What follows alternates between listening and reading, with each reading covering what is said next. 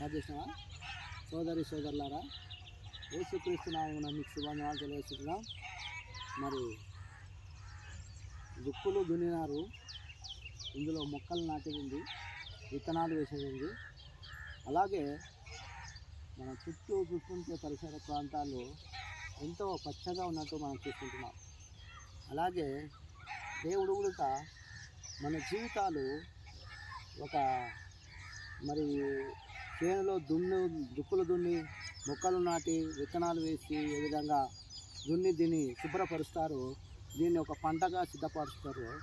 అలాగే దేవుడు మన పాప జీవితం నుంచి, నరకం నుంచి తప్పించాలని దేవుడు హృదయం అనే తలుపు వద్ద నిలబడి తట్టుతున్నాడు. కాబట్టి ఆయన హృదయం అనే తలుపు వద్ద నిలబడి తట్టుతున్న ఆ ప్రభువును మనం సేవించడం అవసరం, ఆయన తెలుసుకోవడం అవసరం. ఆయన లోకరక్షకుడు, పాపుల రక్షకుడు, ప్రజలందరి కొరకు ప్రాణం పెట్టి తిరిగి లేచిన దేవుడు. దేవా, నా పాపిని, నా పాపాలు క్షమించు, నీ రక్తంలో కడుగు ప్రభు అని దేవుని అడగడం అవసరం.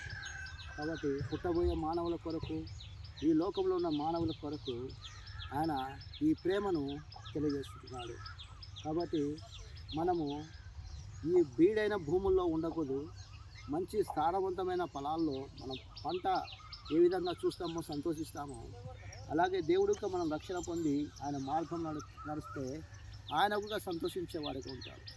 కాబట్టి నేటి యువత, నేటి భారతదేశం, నేటి ప్రజలు, ఇక్కడ ఉన్న సమస్తమైన విశ్వంలో ఉన్న ప్రజలందరూ దేవుని గురించి తెలుసుకోవడం అవసరం.